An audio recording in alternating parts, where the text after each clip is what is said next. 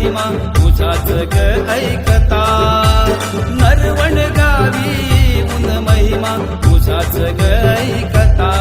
धन्य होती तुलाच पाहता हे व्याघ्रांबरी देवता. धन्य होती तुलाच पाहता हे व्याघ्रांबरी देवता.